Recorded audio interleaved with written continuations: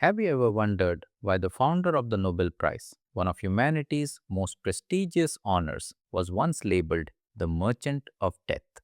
What would you do if you woke up to read your own obituary while you were still alive? This is exactly what happened to Alfred Nobel, and it changed not only his life but the legacy he left to the world.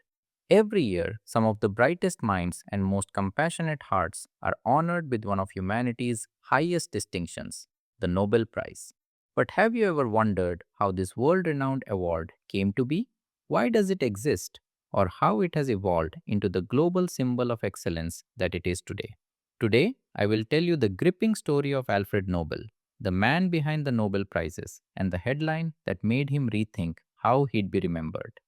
Nobel was a Swedish inventor and chemist, best known for inventing dynamite, a breakthrough that would revolutionize construction and mining, but also warfare. Alfred Bernhard Nobel was born in Stockholm, Sweden in 1833. His father, Emanuel Nobel, was an engineer and inventor fascinated by mechanics and explosives. His mother, Henriette, kept the family afloat through years of financial hardship, instilling discipline and resilience in her son. When Alfred was 9 years old, the family relocated to St. Petersburg, Russia, after his father secured contracts supplying equipment to the Tsar's army. There, Alfred received a private education unlike most children of his time. By 16, he was fluent in 5 languages and deeply immersed in chemistry and physics. Under the mentorship of Professor Nikolai Zinin, Alfred encountered a volatile new substance, nitroglycerin, first discovered by Ascanio Sobrero. Sobrero warned the compound was far too dangerous to control.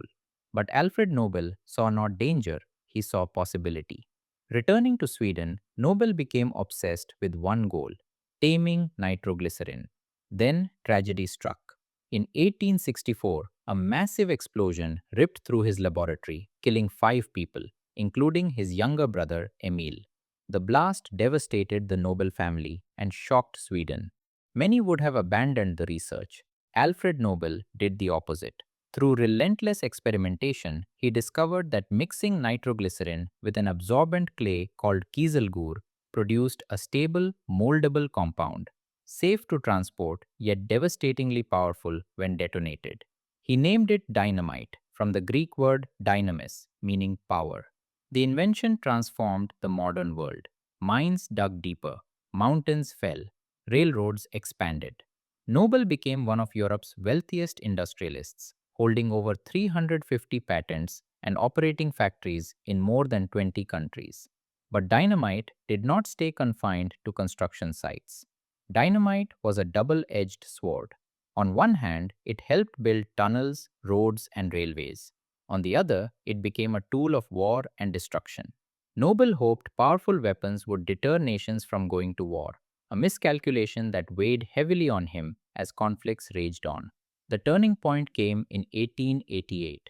Nobel's brother Ludwig died, but a French newspaper mistakenly identified the deceased and published an obituary for Alfred instead. The headline? The Merchant of Death is dead. The article condemned him for getting rich off inventions that killed faster than ever before, calling him the wealthiest vagabond in Europe. Imagine reading your own scathing obituary. Nobel was horrified, left questioning his own legacy. This was Nobel's wake up call. He asked himself, is this how posterity will remember me? The answer, the merchant of death, was unbearable. Suddenly, fame and fortune felt hollow. Behind the scenes, Nobel was generous, supporting the poor, arts, and sciences. But the public perception? That was something money couldn't change unless he took action. Nobel resolved to change how he would be remembered, shifting his focus from business to benefaction. Nobel's answer to his dilemma came in his will, signed in 1895. Nobel allocated most of his wealth to establish a series of prizes in physics, chemistry, physiology or medicine, literature, and peace. When he died in 1896, his will sparked controversy. Many relatives were shocked, while governments and organizations debated how to manage the new Nobel Foundation. It took several years to sort out the legal and financial details, but by 1901, The first Nobel Prizes were finally awarded in Stockholm and Oslo. The first Nobel Prizes were modest compared to today's ceremonies. Far fewer attendees, simpler presentations, and limited publicity. Yet, even then, the mission was clear: celebrating those who advanced science, literature, and peace. Each prize had its own selection body. The Royal Swedish Academy of Sciences handled physics and chemistry. The Karolinska Institute examined medicine. The Swedish Academy chose literature. And the Norwegian Parliament appointed the Peace Prize Committee. Why Norway? Nobel admired Norway's independence and believed it would add impartiality to the Peace Prize. As the 20th century progressed, the Nobel Prizes gained immense prestige. Honorees like Marie Curie, Albert Einstein, and Martin Luther King Jr. became global icons. Through two world wars, the Nobel tradition persisted, though some years, especially during the conflicts, no awards were given. Over time, debates arose. Should there be more categories? In 1968, the Sveriges Riksbank, Sweden's central bank, established the prize in economic sciences in memory of Alfred Nobel. Although not created by Nobel himself, it is now recognized alongside the original awards. Today, the prize categories reflect a balance between Nobel's 19th century vision and modern societal needs. Each December, on Nobel's death anniversary, laureates receive their prizes from the King of Sweden, except the Peace Prize awarded in Oslo, Norway.